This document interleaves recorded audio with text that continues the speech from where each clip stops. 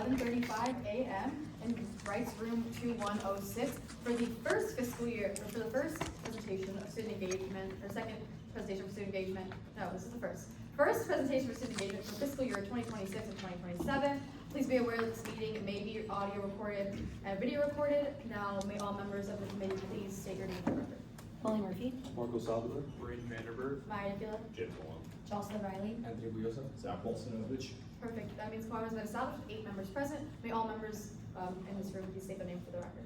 Power score. me, Yes, sorry. Nancy Crystal Green with Student Life, Cole Abdullah, staff. Michelle Marino, staff. James Tiger, Assistant Vice President, Student Life, presenting on behalf of Student Engagement. Zach Culpepper, Executive Assistant, Student Engagement. Simone Horman, Director of Sorority and Fraternity Life. Justin Donnelly, Advisor. Jackie Phillips, Program Director for Experiential Learning for Student Engagement. Solange Douglas, Director for Community Development. Garrett Ryan, Advisor. Drew Baker, Advisor.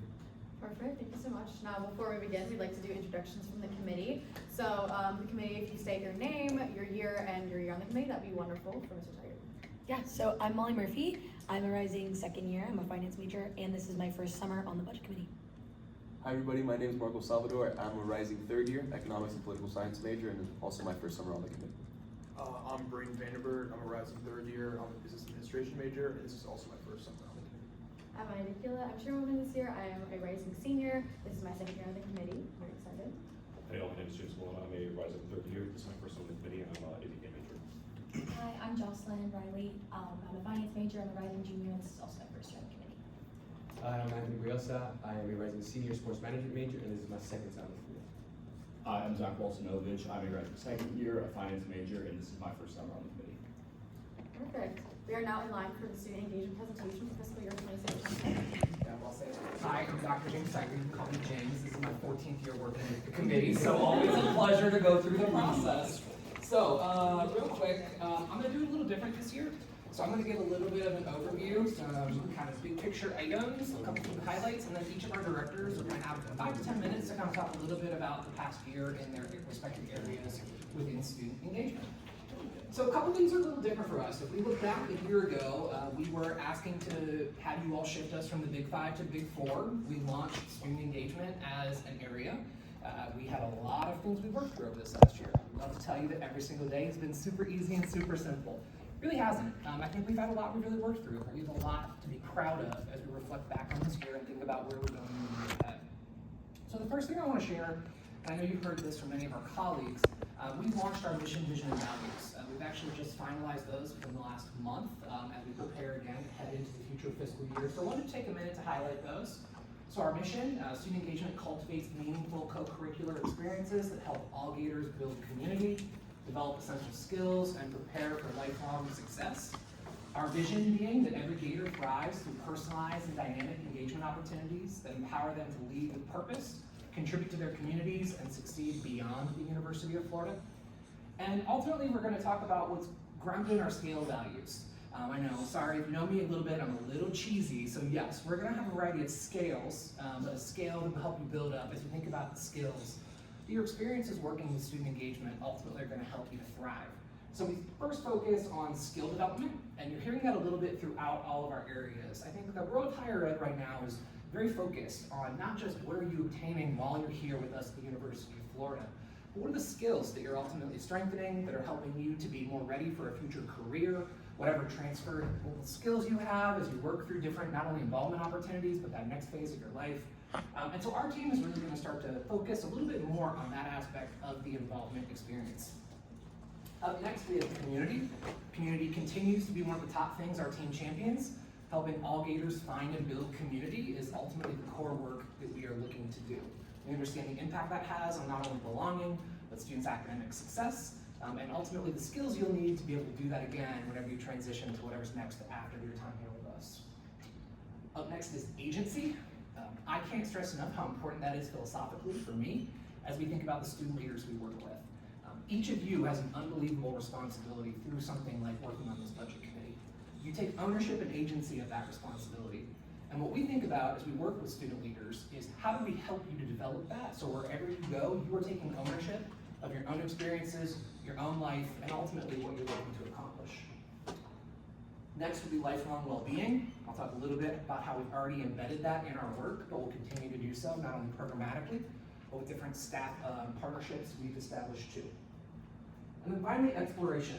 So we're encouraging curiosity. We want you to get out there and provide opportunities, not just programmatically, but maybe through our student involvement or organizations, to be able to think more deeply about what are you interested in? What might a career in a different area look like? And how can you do that with your time here with us to ultimately, again, set you up for success? So a few key highlights I wanted to hit. I've already talked very much about community. I think for us, programmatically, we're very invested in that and opportunities to do it, and you'll hear more about that from the team. The second is experiential learning. If you haven't heard a lot about experiential learning, you will be, because it's a top priority from our Board of Governors and the state. We, within student engagement, made a really significant shift this last year and have actually created a position, reworked within our budget to hire a program director that's going to focus on elevating experiential learning opportunities. Many of you may know her, but that is Jackie Phillips. So we're really excited to see how Jackie will work with the entire team to elevate this work over the course of the upcoming year. And then again, we talk about skill development. I can nerd out and have a little bit with my team. I know they're super thrilled about reading a book this summer, but they are reading Robot Proof. And in Robot Proof, it talks a lot about the impact of AI on not just the world of higher education, but really the world around us. And we know that AI is really going to automate a lot of things. It may cost in different areas their jobs. It may have impacts on things that you all are looking to do. But the piece that they talk about in Robot Proof is the way we can make ourselves robot proof is to focus on the skills that robots and AI can't duplicate. And so many of the skills that are aligned with that are things that you're gaining through involvement experiences in places like student engagement. So we're really honing in on the skills, whether those be thinking outside the box, the creative thinking, communication, problem solving, and how do we elevate that throughout our work to help you all as you develop into our future leaders. I have two programs in particular that I wanted to highlight that I'm very proud of this year that are new for us. The first is the Graduate Student Assembly as one of our signature events. We're really excited to have that partnership with the Graduate Student Council and expand our portfolio there. And additionally, Speed Learning was a new one that we launched with Great Gator Welcome this last fall. Really thinking about how we help our students when they come in to build those immediate connections and a network around them to help them, again, feel like they belong here within Gator Nation. We also launched a new program called the Student Life Fellows Program. And one of the things you'll hear me highlight is, we do wide, large-scale programs. But we've really taken an intentional look at our programs over the last year to figure out how we're creating smaller spaces as well that have impact on students that maybe are a little more introverted. I know you all are probably some of the most introverted people on this campus, but many of our students, when they come in, they feel really intimidated by the large groups, and how can we really break that down to help them build those connections? And then the other piece is thinking back on that career aspect. So with the Student Life Fellows program, we created a cohort of 8 to 10 students that are undergraduates that are interested in potentially a career in student affairs, in student life, and the work that my team does, and our team as a broad division do. And we work with them monthly to talk about the different areas of the field, to have a very low risk opportunity to explore that as they think about maybe what that could mean for them if they choose to go into that path.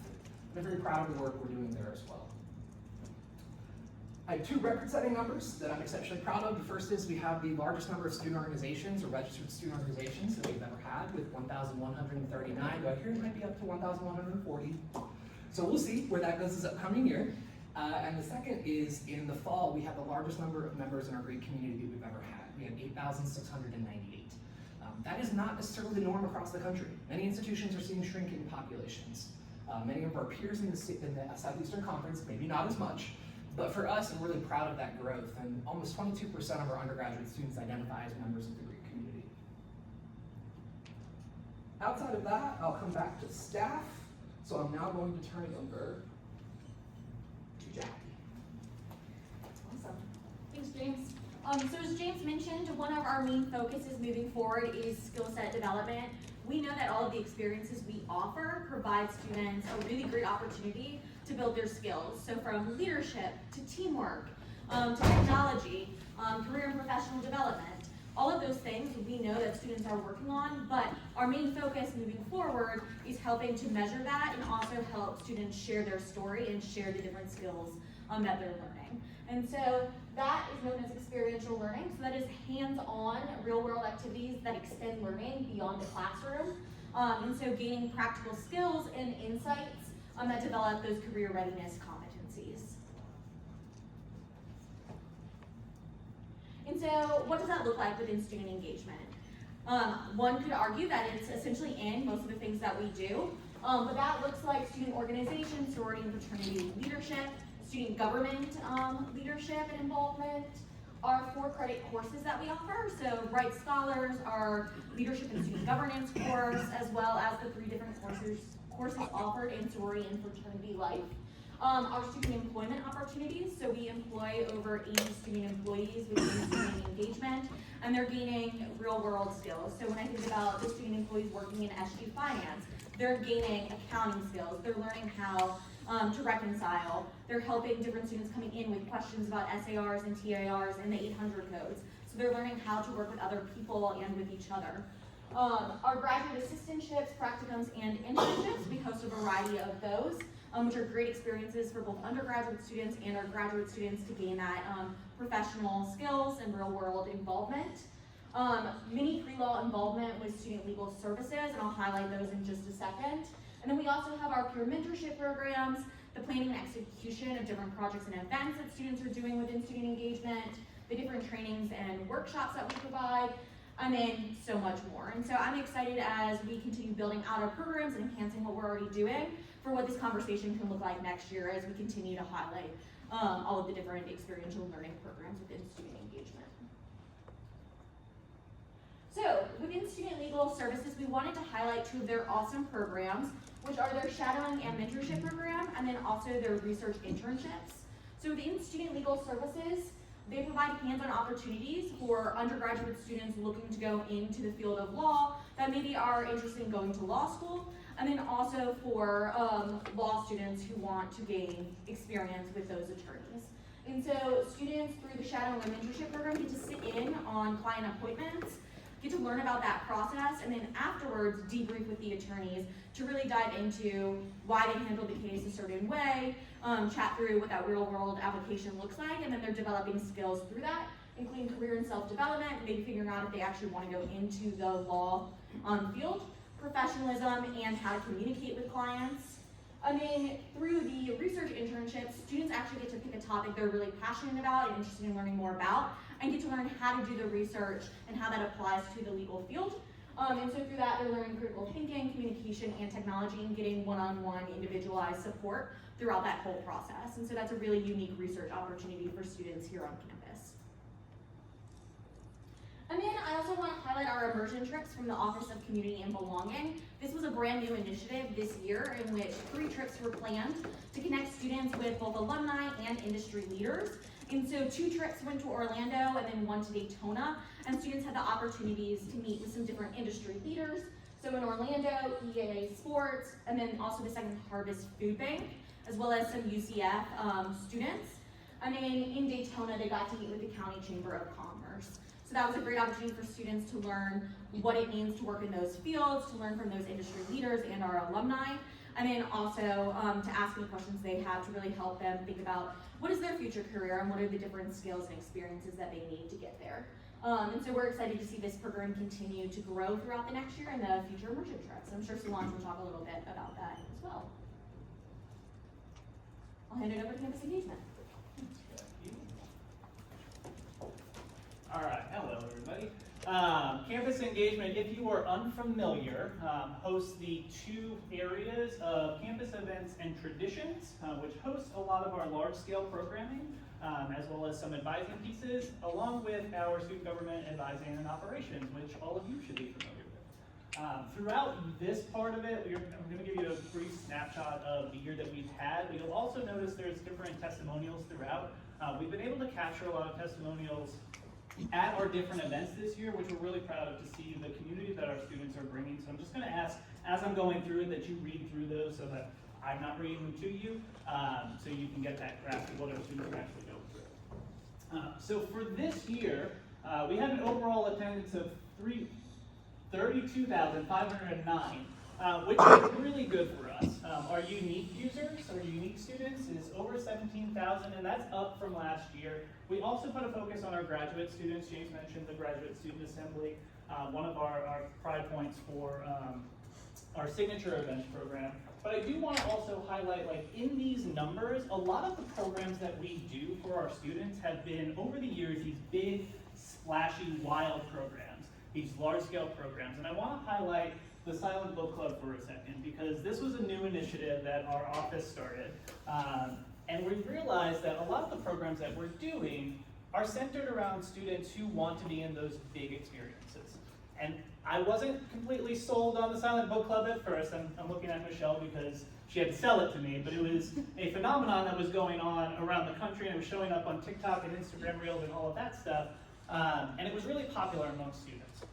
And so our students were able to come to this event in an environment, in our portal, in our space. One, they got to see where our space was for the first time potentially. And then two, they got to interact with students on their terms. And it was a smaller scale event where introverted students can actually be a part of the events that we're putting on without feeling isolation. They could talk about the books that they were reading, or they could just read and just be around other people.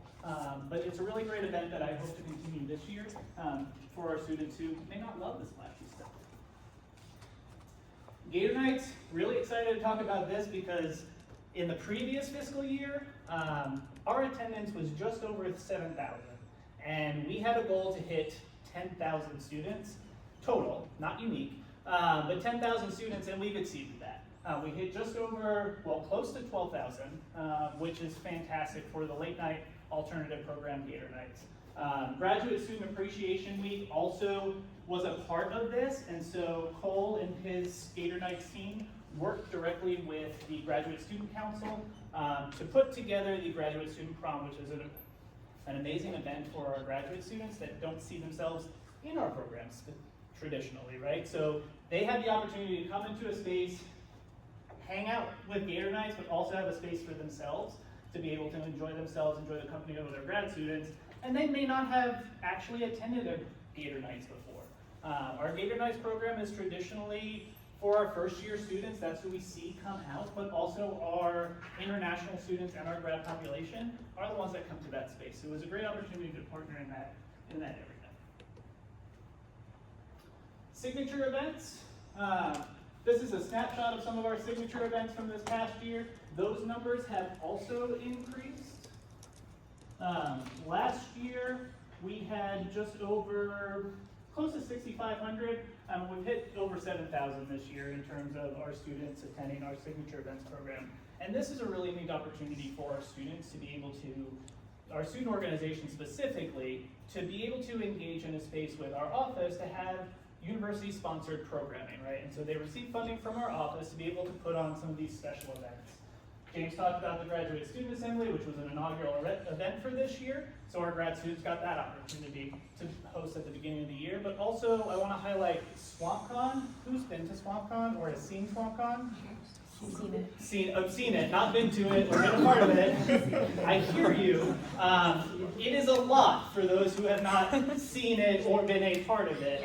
You could ride the elevator up with Pikachu, and you can go down the elevator with some other anime character that you've never even heard of in your life, right? So it is the Comic-Con for our students. It's a 2-day conference, but that has a couple thousand in terms of attendance numbers, and we're really proud to put that on with our student organization.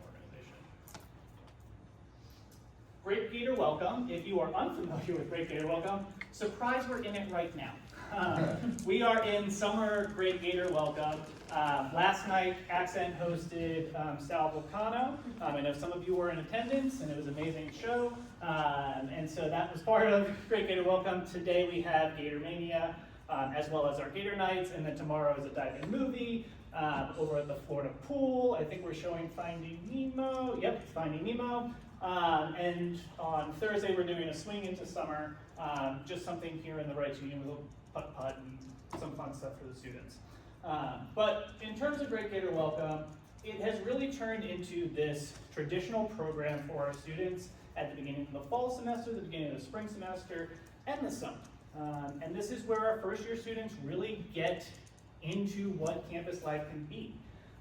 Two inaugural events that we hosted in the fall, and that's probably our highlight program because our spring and our summer is a little bit smaller based on who's coming in.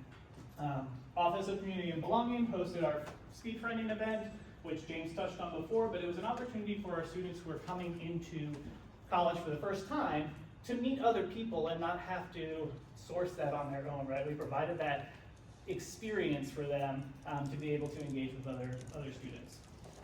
The other inaugural event is the class photo. And if you've seen the images posted all over social media and all over UF's homepage, that's us, that's our team, that's the Division of Student Life.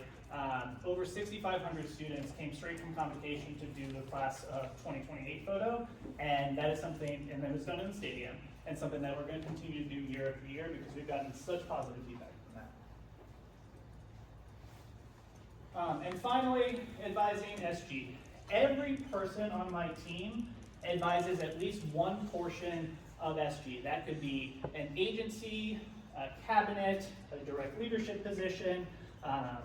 They all have a hand in working with you all, which is super important. It's something that we pride ourselves on. So hopefully you've received some sort of advising, some sort of leadership development from our staff. The other component to that is they are the ones in our student government advising and operations space that supervises the services. And I'm not going to talk too much about the services because I know Blake's going to talk about it tomorrow, but print lab, graphics and copy center, bike repair, our staff supervises the student staff that work there, and it's great services to you all, but without our team, they continue moving on, but I think that we provide a great service to them, so thanks. Solange, yes, perfect. And we are playing musical chairs here. Hi everyone. So I'm here to talk a little bit about community and belonging, and so I want to share that community belonging is new. In many regards, some of you are familiar with the former Office Center for Inclusion and Multicultural Education, and due to some legislation, we have made some major shifts to provide services and community and belonging specifically that all of our students who are experiencing potential loneliness or just desire to have a connection on campus can come to our programs, come to our spaces and our events, and find that connection. And so our office is made up of two specific areas. We've got our community engagement team, who are community builders. They're the ones who are connecting with students every day to find connections and opportunities for students to engage in, whether that be through alumni engagement, research, opportunities to get involved through student organizations and beyond.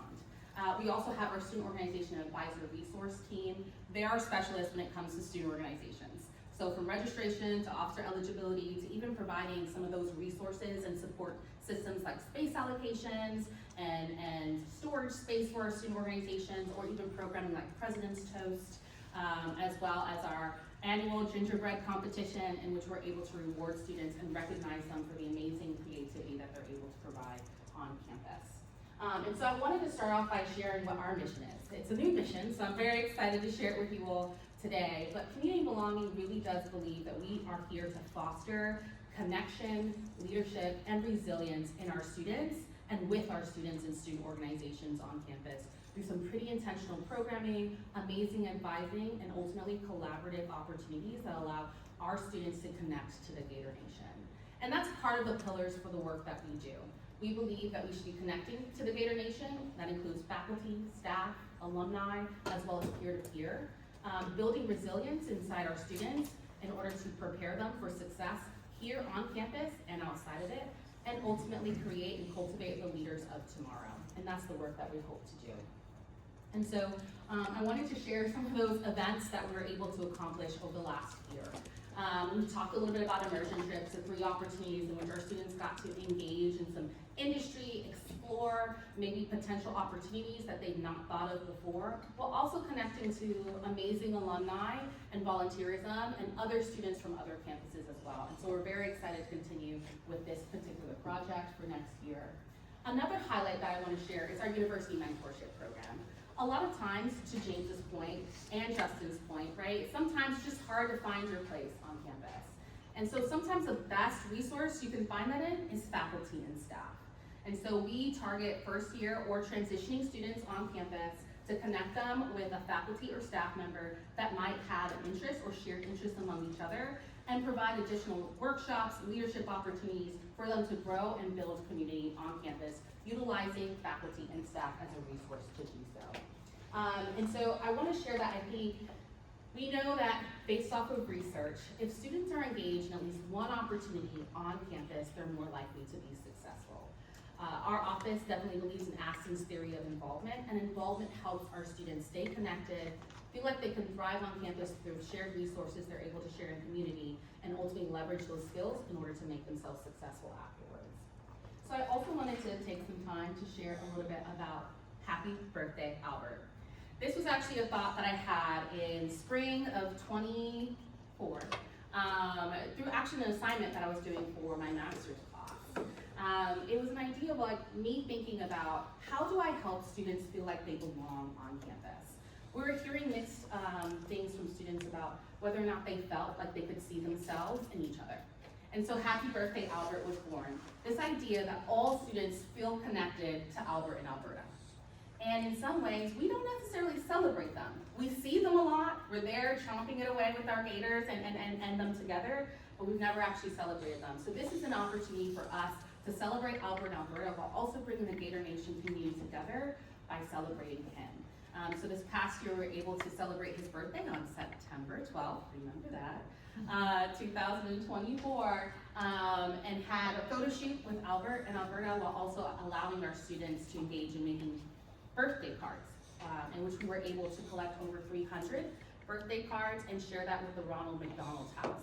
So that way, if there is a child or family member who's living at Ronald McDonald and it's their birthday, they instantly have a birthday card made by a U.S. student. So I also wanted to share a little bit about our other side of our team, is that's our student organizations team. And so community and belonging certainly provide for resources to student organizations, and that support is over 1,100 student organizations. Now that makes us in the top 10 of institutions with the largest student organization community. And so the demands are high, but our team is mighty and able to meet that demand. Just this past year, we were able to increase our new student organizations by 10%. And so we're excited because we know we're going to continue to push that number forward. But alongside that is the other story about how we support our student organization advisors in supporting our students. We have over 800 faculty and staff members that support the missions and the advising of our student organization advisors, and we provide support to them as well. And so as we're looking at the portfolio of our student organization advisor resource team, as well as our community engagement team, it's important to note that underneath all the work that our student organizations are doing, we are the backbone and the foundation of that work. So from our events, we have had over 2,800 permitted events in the last year. And that number continues to grow. This does not count tabling events, it's just, or general body meetings, because we do not permit those activities. So our student organizations are doing phenomenal work on our campus, much less off of our campus. We also provide the facilities and the resources and manage the facilities and resources that many of our organizations leverage in our student engagement portal, as well as the institutes on University Avenue. We also provide a resource and a service to students who are just overwhelmed with the amount of opportunities that exist on campus through our individual involvement consultations. Our student engagement ambassadors provide an opportunity to sit with them and get to know a student and what their goals are when it comes to engagement, and ultimately provide an action plan based off of that conversation that they can certainly muster. And if they don't find something that fits, we can do it all over again. And we're also seeing a lot of success within our leadership community. Ultimately, we've done some of the math. Our student organization leaders have an average of a 3.64 GPA. And so what we do know, again, is that involvement leads to success. And so I also wanted to take some time to highlight, and really to close my presentation, is that, again, we are here to facilitate the learning and experiential laboratory that exists within our campus. And so we're so proud to also celebrate the good work of our student organizations through our involvement awards. Here are just a highlight of some of the award winners from the last year: data science and informatics, women in computer science and engineering, as well as 2 student organization leaders who have certainly made an impact on their communities and the community and the Gator Nations community at large. And so we're excited every year to provide that opportunity to recognize our student organization leaders. So as we look forward to the next year, my hope is to continue to build resilience in our students, cultivate leaders through the learning laboratory that we provide, and ultimately connect the Gator Nation.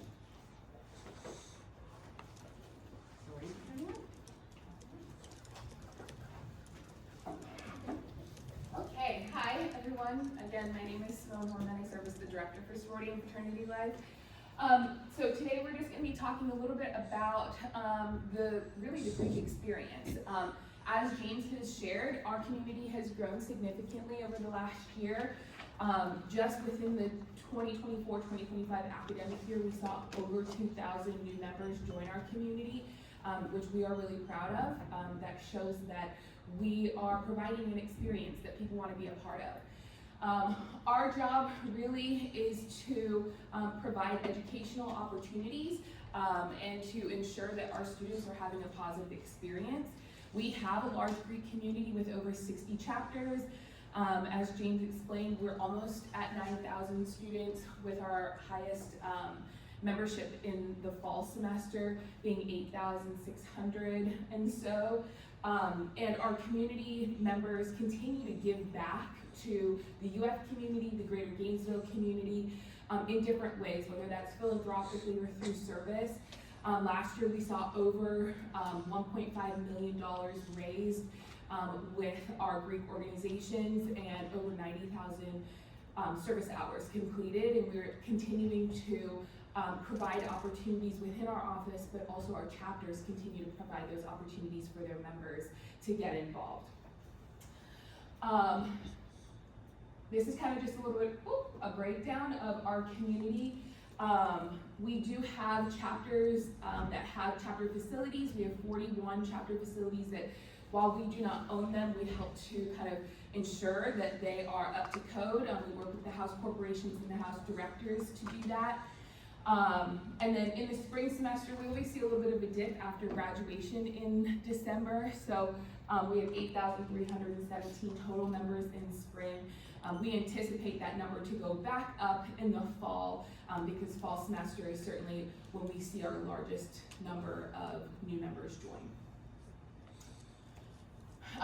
We have 4 pillars that we utilize for our programming purposes and really are the values of our community.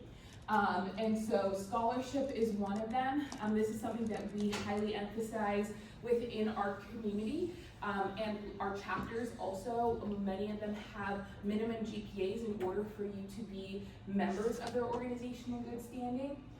About 21 to 22% of our Greek community, or undergraduate students, are Greek. 90% of our Greek students had a 3.0 or higher in the fall 2024 semester, and then over 1,700 of our Greek students had a 4.0. You can't really go higher, but 4.0 or higher in spring 2025. Service is another one of our pillars. So as I talked about, so this is really looking at our 2024-2025 academic year. This was what was reported in our Florida Greek Standards program.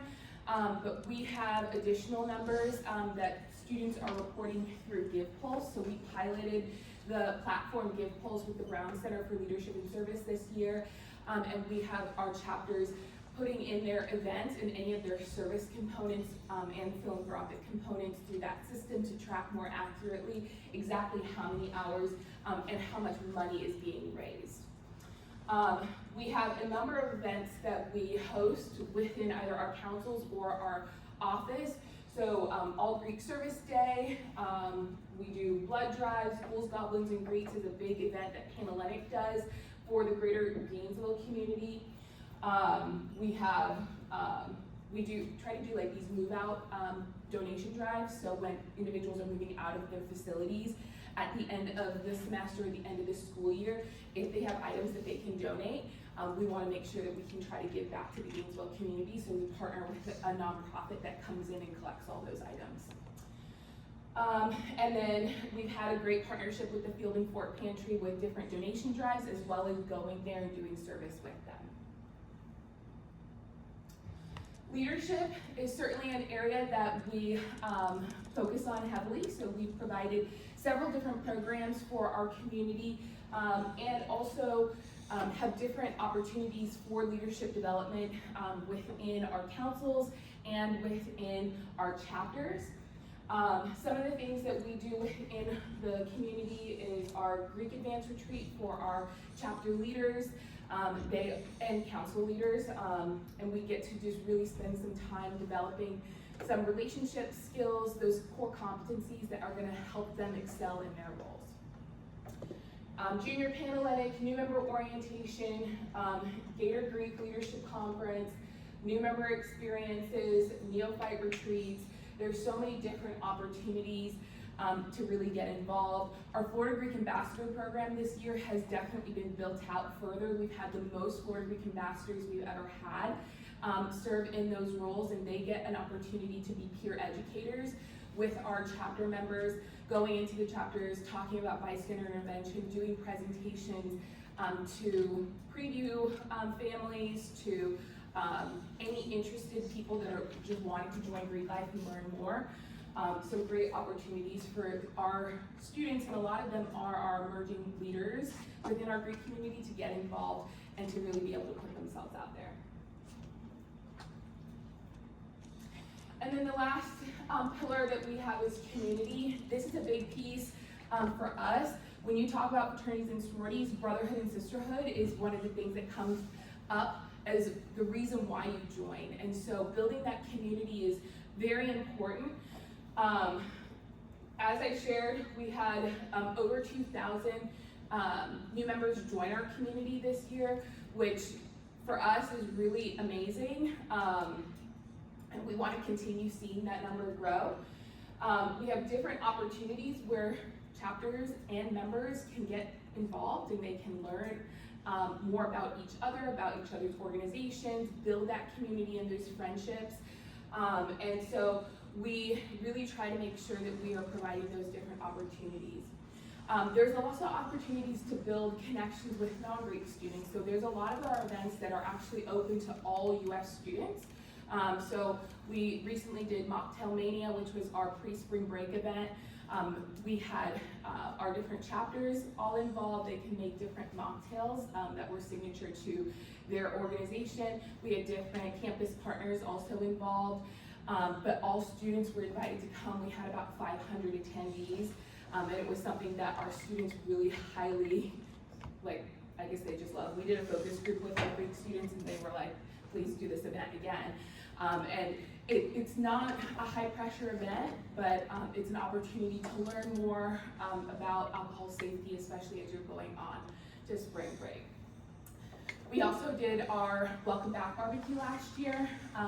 We had over 500 attendees, the majority of them non-Greek, attend. We allowed for our Greek organizations and some of our campus partners to do tabling and just share a little bit more about who they are. This year, which came out of our focus groups, we will be changing our Welcome Back barbecue a little bit into our Greek open house, and we'll be hosting it here in the portal so that Greek and non-Greek students can come out, learn about the Greek community, and be able to engage with one another. So we're really excited for that opportunity.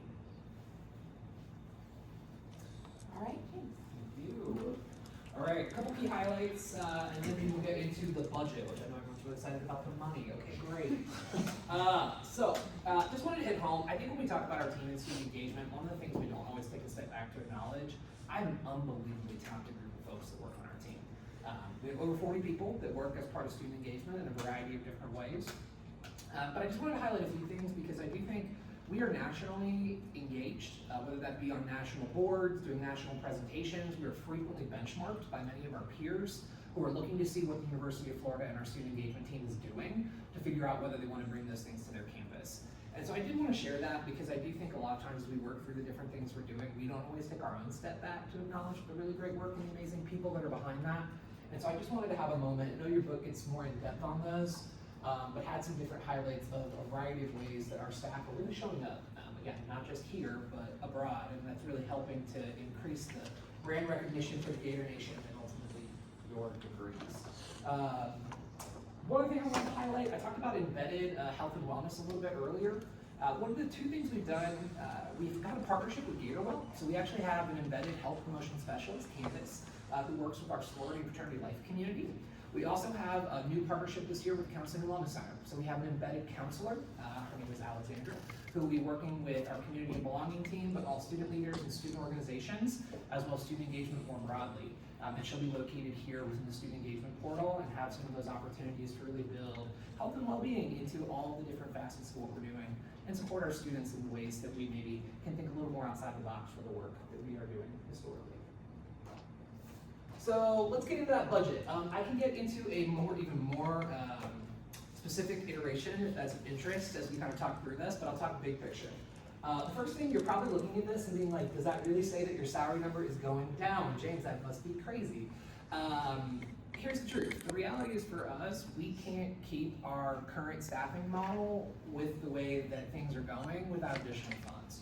So we're making some strategic choices. So what that means for us is in particular, 2 of our program coordinator roles are going to be eliminated. So we will be reducing staff size. And what I'm looking to do is, I talked a little bit about this in the amended wisdom review. We're creating something on our student engagement fellows. These are 1-year term limited positions. And typically we're targeting a historically UF student who's just graduated from an undergrad degree and is maybe looking for more of a gap year experience as they prepare for what they want to do next. And so those being 1-year time limited and also funded out of reserve money, so I'm not using recurring dollars to do that, is how I'm looking to fill the gap by eliminating 2 of our program coordinator roles.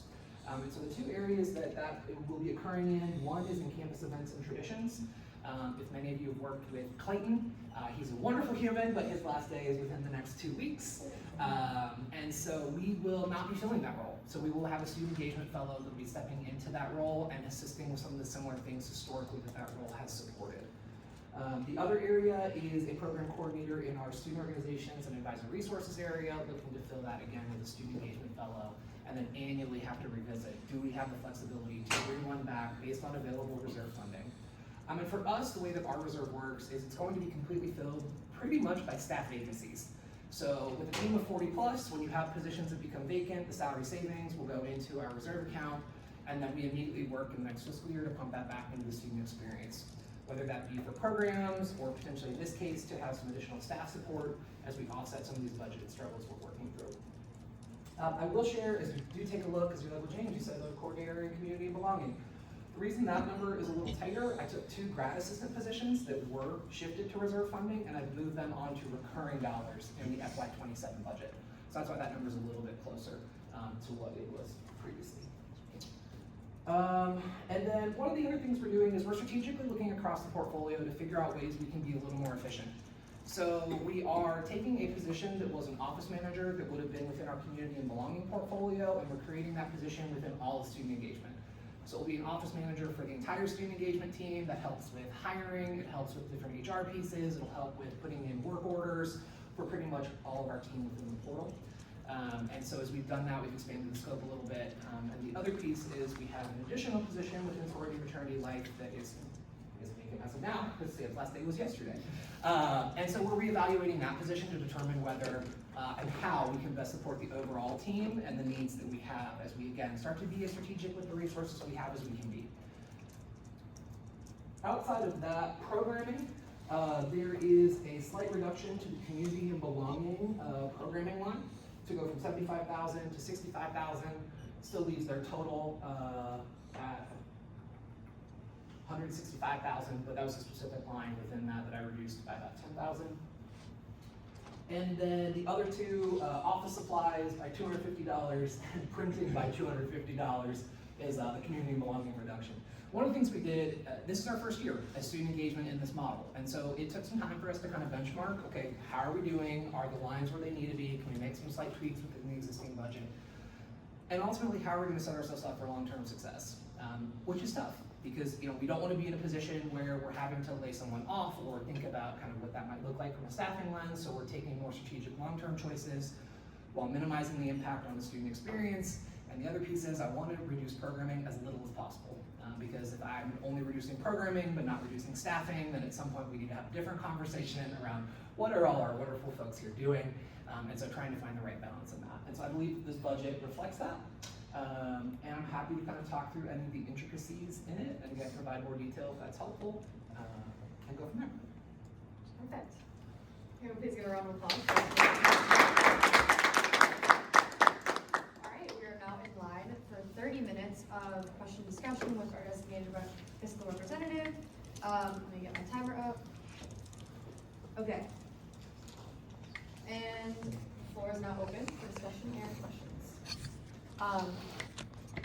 You answered all of my questions as you were giving the presentation, so this was a really thought through presentation. But I do have one question, like kind of outside of it, but were there any funding decisions influenced by underutilization in the current or past fiscal years that like, was like something that was a big decision making in a lot of these changes?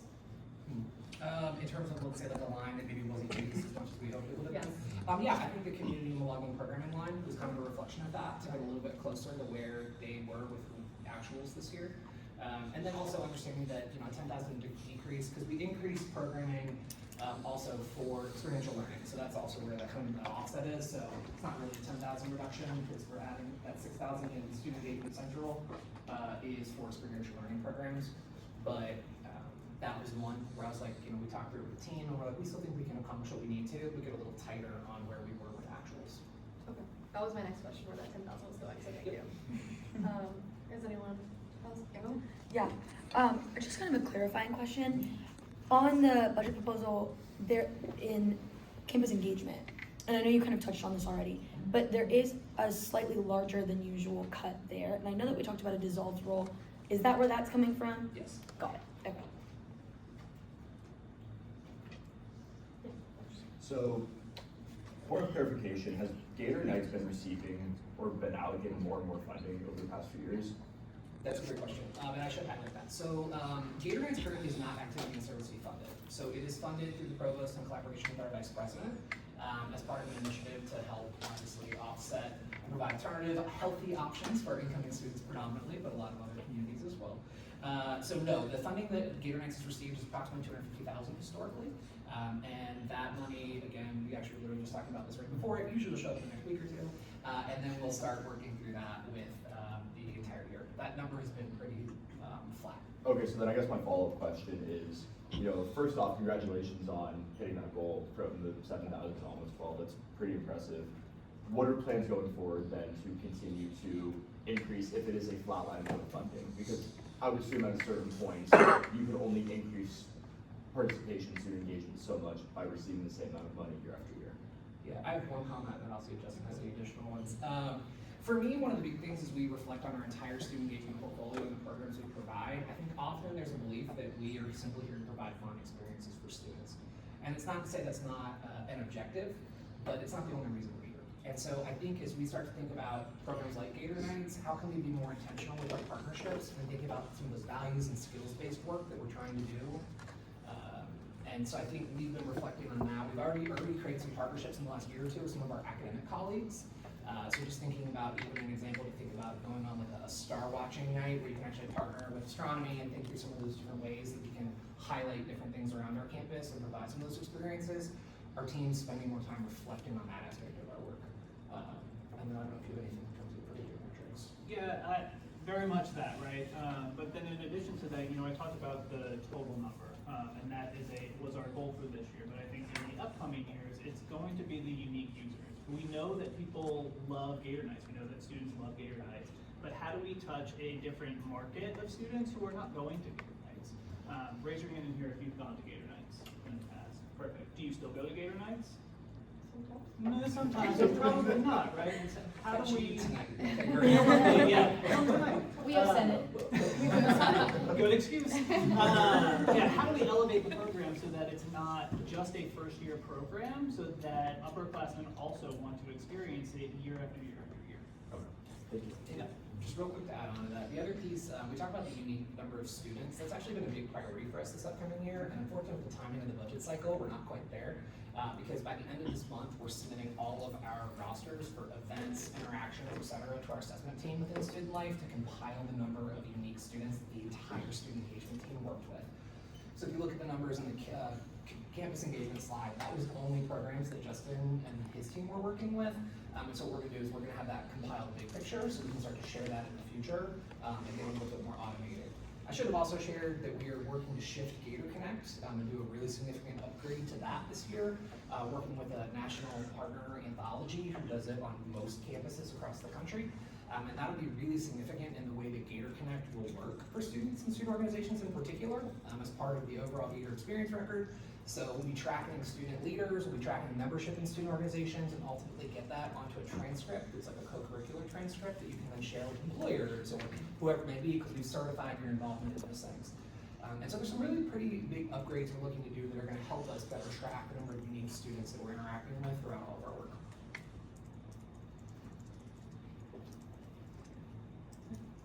Do you have any estimate on maybe the additional cost that would be for that new transcript or that new version of Gator Connect? So the transcript is actually a partnership with the Career Connection Center, so they are covering the expenses related to that. The new Gator Connect, I can tell you all about the expenses related to that. For us in year one, it's an estimated cost of approximately $70,000. I have requested tech fee funds, which I'll keep my fingers crossed. But if not, we've earmarked $55,000, which is the annual recurring cost for that within our budget moving forward. So in this budget, within the community and belonging programming line is $55K earmarked for the annual contract for the new Gator Connect. Thank you. All right. Do you have any other questions from the committee? So in fiscal year 25-26, there is a $10,000 decrease in sorority and fraternity life salaries. Why the $23,000 increase now for fiscal year 26-27? Yeah, so that's a 3% increase, actually might even be a 4% increase to the base salary. It's something that we have to accommodate for raises. Okay. Yep. Thank you. Period. Nothing changing, just keeping the folks we got, fingers crossed. Yeah. Yeah, I should make a note. I know we haven't probably talked about that as much in the budget cycle. Historically, the big four have all budgeted for, let's say, a 3% could occur. And then this last year, they were like, hey, 4% seems fun. And then they did a 4%, and we're like, okay, what are we gonna do with that? And so I think as we start to reflect on how we set ourselves up for success, I think it's continuing to see what will occur. I don't know that we're headed necessarily for another round of raises, but we've got to obviously account for that in case it were to occur. Do we have any other questions from the committee? Or seems to or is there a question? No? Okay, do I hear a motion for this? Rest of the story? We have 22 minutes left, so does anybody not have any other questions? I'll ask another one. Sure, okay. So I know we touched on this during the 25-26 amendment meeting about the, I believe it was $50,000 for anthology or somewhere around that number. Is that going to be a hard 50K year after year, or is there a need for, let's say you need to add more money to that, what's the plan for that? Would that be another amendment similar to this past year, or? Yeah, so it is a base of, in the first year, I want to say we got 52, and then it goes up, I think, 3% a year. Okay. The last year's like 58 to 60.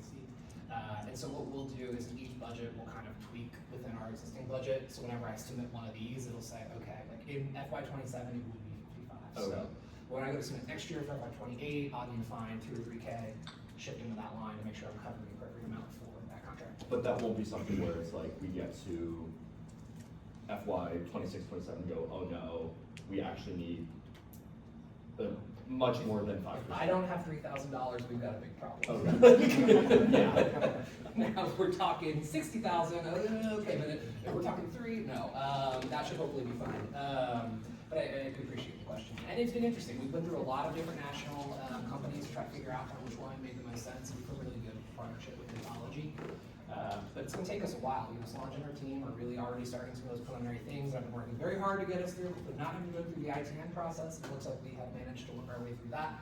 So yeah, it's a 5-year contract though, so we know exactly what our price point will be for each of those 5 years. And at the end of that, we'll have to make a choice on do we renew or will we go in a different direction. So in 2030, we'll deal with that. Yes, correct, correct. All right, well, if there are no more questions, hearing none, do I hear a motion? I move to yield the rest of the time for this, discussion period by unanimous consent. Is there a motion to yield the rest of the question discussion period by unanimous consent? Are there any objections? Hearing none, that motion passes. Thank you so much, James. I really appreciate it. And thank you again to the student engagement staff. I really appreciate you guys also coming and taking your time to present to us as well. So we are now in line for 3 rounds of con per debate with the last round of con, 3 minutes each. Let me get my timer out. So we will now start with 1 round of con. Starting now, the floor is open to any cons. Okay, hearing none, do I hear a motion? I move to yield the rest of the time for this debate and con by unanimous consent. There's been a motion to yield the rest of these period of con by unanimous consent. Are there any objections? Hearing none, that motion passes. We are now in line for 3 minutes of pro. Do we hear any pros in the committee? Yeah, I would just say like this is amazing. Like on all the presentations, like generally every question that I'd read, you guys would say, I'd just be like delete. Like you guys are, it was very informative. Just thank you guys so much for putting like so much effort. We really appreciate it. Yeah, you can tell you're very seasoned with this. You said it's your 14th year. Like, this is rinse and repeat. Like you got this down pat. It's really easy to understand too. I really like how you explained it as well. So not only is it technically very sound, but you're very good at talking about it. So thank you. It's really easy for all of us to understand. Yeah, I agree. I think that you came in with numbers, which was perfect for the budget committee. I loved seeing all the statistics with the GPAs and just seeing the unique students and things like that. It was really kind of eye-opening to see how what you all do in student engagement affects students and affects how we kind of perceive UF as a community. So thank you for what you do, and I love this budget. I think especially too the way you guys are able to innovate with the 0% increase, and especially talking about like anthology specifically, or working with like community belonging and the work that SFL is doing. It's hard to innovate to begin with, so to do that without asking for any more money at all, it's impressive, and so I commend you and your whole team for that. Yeah, the way you're dissolving a full-time position and then innovating to make it so that it can be a gap year type thing for students that serves students, but not only serves a student to come back. That's just so innovative. Like, that's seriously awesome creativity. I want to add something. How much time do I have left? 1 minute, 28 seconds. Okay, yeah, I also thank you again. Everything was fantastic. Also, all my concerns I think were pretty much addressed in the presentation. I also want to highlight the Office of Community and Belonging, Ms. Douglas in particular. I had a meeting with her last spring, not only as a student organization leader, but also as a senator for a bill that I was writing, and she was nothing but gracious and open to listening to the student perspective. That was reflective on the presentation as well. I think the university mentorship program is fantastic, and that's really similar along the lines of some of the concerns I addressed to her during spring. And she was extremely welcoming. I know that's a sentiment of all of student engagement, so I just want to thank you for that. I can go now. I agree with everything all my colleagues said. I also want to congratulate you all for the success of all the events this year. Exceeding the attendance across the board is extremely impressive, and that's a testament to the dedication and the work ethic of the whole team.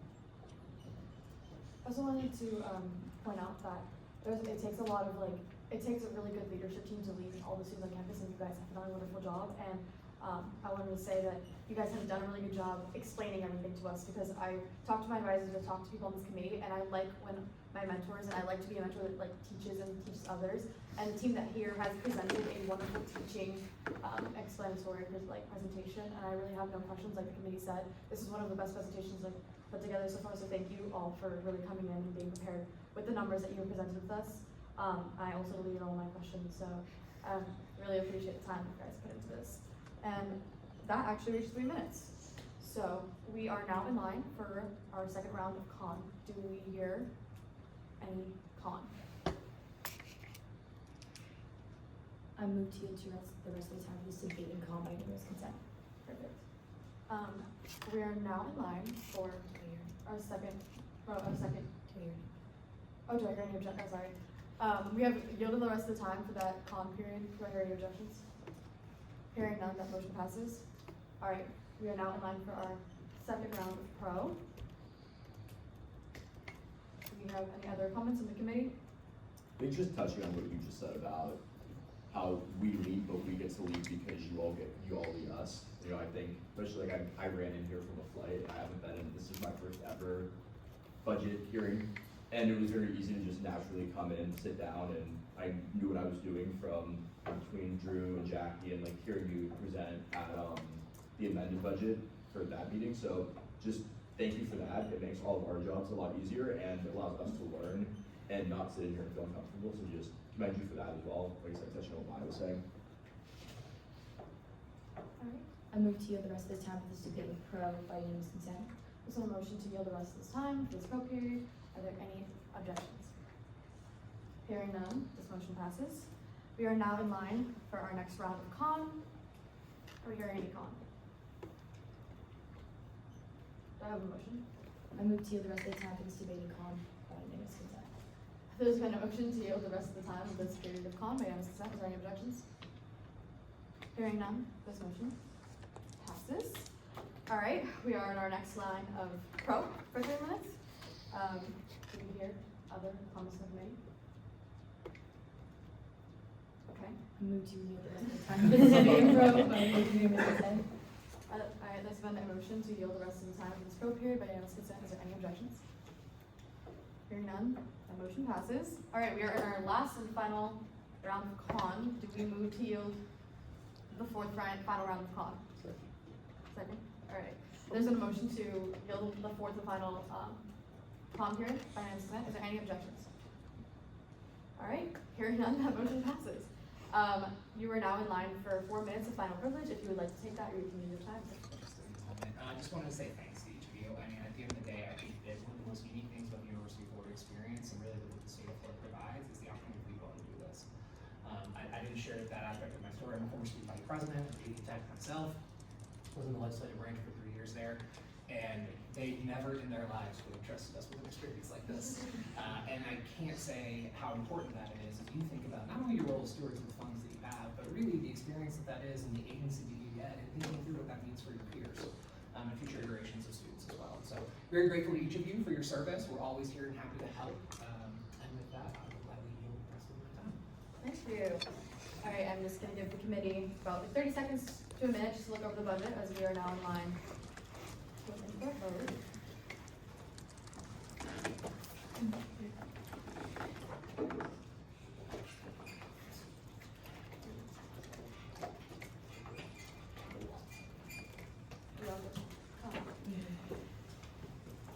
All right, we are now in line for a vote. Do I hear a motion? I move to advance the student engagement request to second hearings in the amount of $3,463,520 by unanimous consent. There's been a motion to advance the student engagement request to second hearings by the amount of $3,463,520 by unanimous consent. Is there any objections? Hearing none, that motion passes. Congratulations. As that finally wraps up our last hearing of the day, I adjourn this meeting at 12:38 p.m. on July 1st, 2025 in Rights Room 2106 for the student engagement fiscal year 2026-2027.